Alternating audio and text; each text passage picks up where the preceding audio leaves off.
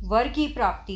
एक दिन श्री अमरदास जी नित्य प्रति के नियम अनुसार श्री गुरु अंगद साहिब जी के लिए स्नान के लिए प्रातः पानी की गागर सिर पर उठाकर लिए आ रहे थे कि रास्ते में एक जुलाहे की खड्डी के खूंटे से आप जी को चोट लगी, जिससे आप जी खड्डी में गिर गए। जब आप जी के वहां पर गिरने की आवाज़ जुलाहे ने सुनी तो उसने जुलाही से पूछा कि बाहर कौन है, कोई चोर है या कोई और पुरुष। जुलाही ने कहा कि इस समय और कौन हो सकता है, अमरू घरहीन ही होगा जो रात दिन समधियों का पानी ढोता फिरता है। जुलाही की यह बात सुनकर श्री अमरदास जी ने कहा, कमलिए, मैं घरहीन नहीं हूँ, मैं गुरु वाला हूँ। तू पागल है जो इस तरह कहती हो। यह बात कहकर आप जी गागर उठाकर गुरु जी के पास आ गए। गुरु जी को पथयथ नेम स्नान करवाकर सेवा में लग गए। उधर आप जी के वचन से जुलाही पागलों की तरह बुखलाने लगी। जब दिन चढ़ा तो अंतर्यामी गुरु जी ने जुलाही को बुलाकर पूछा कि आज प्रातःकाल क्या बात हुई थी, सच सच बताना। तो जुलाहे ने कहा कि महाराज, जब आपके सेवादार बाबा जी पानी की गागर लाते समय हमारी खड्डी के खूंटे के साथ ठोकर खाकर गिर पड़े तो मैंने पूछा कि कौन है, तो मेरी पत्नी ने कहा कि यह अमरू घरहीन ही होगा। यह सुनकर उन्होंने कहा, पागल है, मैं तो गुरु वाला हूँ, घरहीन नहीं हूँ। उनके इस वचन से ही मेरी पत्नी पागल हो गई है। आप कृपा करके हमें क्षमा करें और इसको आरोप कर दें, नहीं तो मेरा घर बर्बाद हो जाएगा। जुलाहे की यह बात सुनकर गुरु जी ने कहा कि श्री अमरदास जी बेघरों के लिए घर निमाणियों का मान है, निओटियों की ओट है, निधरियों की धर है और निराश्रितों का आश्रय है। 12 वरदान देकर गुरु जी ने आप जी को गले के साथ लगा लिया और वचन किया कि अब आप मेरा ही रूप हो गए हो। तत्पश्चात कृपा दृष्टि करके जुलाही की तरफ देखकर उसको आरोप कर दिया और वे दोनों नमस्कार करके गुरु जी के गुण गाते हुए घर को चले गए। श्री अमरदास जी को वरदान।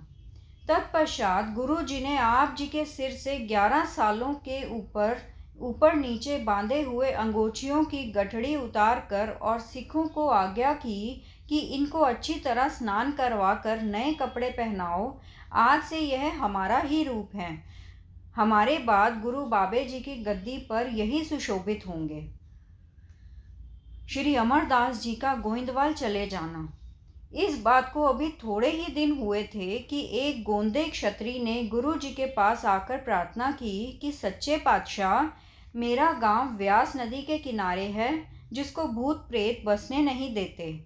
आप कृपा करके वहां चरण डालकर मेरा नगर बसाओ। वहां आप जी के लिए निवास के लिए मैं सुंदर मकान बनवा दूंगा और भी हर प्रकार की सेवा करता रहूंगा।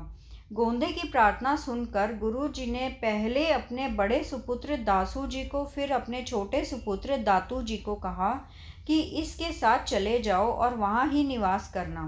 मगर जब दोनों सुपुत्रों ने ना कर दी तो फिर गुरु जी ने श्री अमरदास जी को कहा कि इस गोंदे के साथ आप जाओ और इसकी सहायता करो।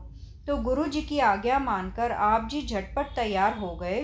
तब गुरु जी ने अपने हाथ की एक छड़ी उसको दे दी और कहा कि जब इस छड़ी को आप गांव की हद में जाकर हवा में ऊंची हिलाओगे तो इसको दूर से ही देखकर भूत प्रेत गांव छोड़कर भाग जाएंगे। इस तरह जब छड़ी लेकर श्री अमरदास जी गोंदे के साथ गए तो आप जी के हाथ में छड़ी हिलती हुई देखकर सब भूत प्रेत नगर खाली करके भाग गए। गोइंदवाल का निर्माण। जब भूत प्रेतों से नगर साफ हो गया तो गोंदे ने बहुत से राज मजदूर लगाकर गुरु जी के निवास के लिए मकान तैयार करवा दिए। तत्पश्चात आप जी के दर्शन करके खडूर आए, जो आप जी से सारी कथा सुनकर गुरु जी बहुत खुश हुए और कहा कि पुरुषा, हमारा वचन मानकर अपने सारे परिवार को बसारके से गोइंदवाल ही ले आओ। तो गुरु जी का हुक्म मानकर आप जी सारे परिवार को बसारके में गोइंदवाल ले आए और अपने नए मकानों में निवास किया। श्री गुरु अंगद साहिब जी ने गोइंदवाल जाना। एक दिन प्रेमवश गुरु अंगद देव जी गोइंदवाल को देखने के लिए और श्री अमरदास जी से मिलने के लिए गोइंदवाल चले गए। वहां आप जी के निवास स्थान को देखकर गुरुजी बड़े प्रसन्न हुए। तदुपरांत गुरुजी आपको व्यास नदी के किनारे ले गए और बैठकर कहा कि जगत को नश्वर जानकर झूठा समझना और इसका आशय रूप आदि अतः प्रकाश हो रहा है, उसको अपना रूप समझो। उस सत्य चित आनंद ब्रह्म को आत्मा रूप जानकर अपनी वृत्ति को उसमें लगाओ। ऐसे गुरु जी ने आप जी को ब्रह्म ज्ञान का प्रकाश देकर अपने समान ही कर दिया। वहाँ से उठकर जब गुरु जी खडूर को वापस आए तो श्री गुरु अमरदास जी गोइंदवाल की हद तक छोड़ने गए और यहाँ नमस्कार करके गोइंदवाल वापस आ गए। श्री अमरदास जी को गुरु गद्दी। श्री गुरु अंगद साहिब जी ने अपने शरीर त्यागने का समय नज़दीक देखकर सब संगत को प्रकट कर दिया कि अब हम अपना शरीर त्यागना चाहते हैं। आप जी के यह वचन आसपास के सारे गांव में फैल गए, जिसको सुनकर बहुत सिख संगत गुरु जी के अंतिम दर्शन करने के लिए खडूर पहुंच गई। उपरांत गुरु जी ने एक सेवादार को भेजकर श्री अमरदास जी को भी खडूर में बुला लिया। तो जब श्री गुरु अमरदास जी आ गए तो गुरु जी ने सेवादारों को आज्ञा की कि इनको स्नान करवाओ और नए वस्त्र पहनाकर हमारे पास ले आओ। इनके साथ हमारे दोनों सुपुत्रों और संगत को भी बुला लाओ।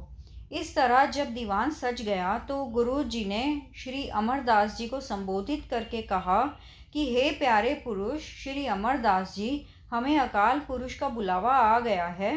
हमने अपना शरीर त्याग कर गुरु बाबा जी के चरणों में जल्दी ही विराजना है। आपने गुरु बाबा नानक साहिब जी की चलाई हुई मर्यादा को कायम रखना। यह वचन करके आप जी ने दिन 5 पैसे और नारियल श्री अमरदास जी के आगे रखकर माथा टेक दिया और बाबा बुड्ढा जी की आज्ञा अनुसार आप जी के मस्तक पर गुरु गद्दी का तिलक लगा दिया। तदुपरांत गुरु जी ने 3 परिक्रमा की और आप जी को अपने सिंहासन पर सुशोभित करके पहले आपने नमस्कार किया, फिर सिखों और दोनों साहिबजादों को कहा कि सभी बारी बारी उठकर इनको माथा टेको। अब यह मेरा ही रूप है, मेरे और इनमें कोई भेद नहीं है। तो गुरु जी का वचन मानकर सारी संगत ने माथा टेक दिया, मगर गुरु जी के दोनों सुपुत्रों दासू और दातू जी ने माथा न टेका कि हमें अपने एक सेवक का माथा टेकना बन नहीं आता। श्री गुरु अंगद देव जी ने ज्योति ज्योत समाना।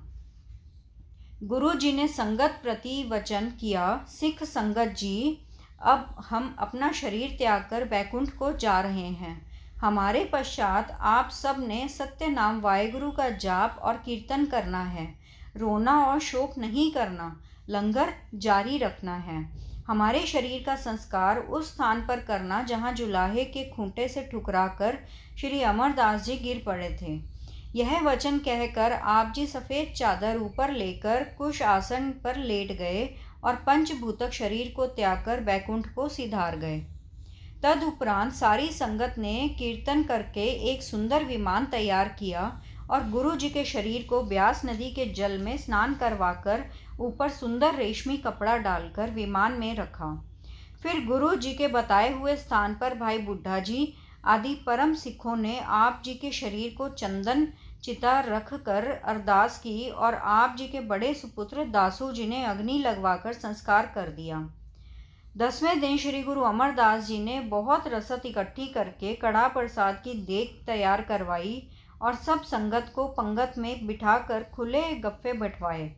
इस समय जो वस्त्र और माया श्री गुरु अमरदास जी को संगत ने भेंट की, वह आप जी ने सारी बाबा दासू जी और दातू जी गुरु साहिब जी के दोनों पुत्रों को दे दी और आप संगत के साथ गोइंदवाल चले गए।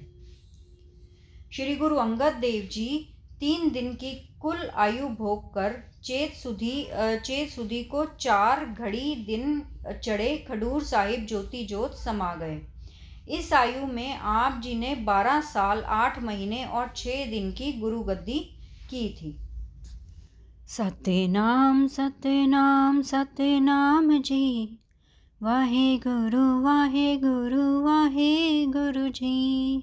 सतनाम सतनाम सतनाम जी, वाहेगुरु वाहेगुरु वाहेगुरु जी। वाहेगुरु वाहेगुरु, तेरा शुक्र है, शुक्र है, शुक्र है तेरा दात्या, तेरा शुक्र है।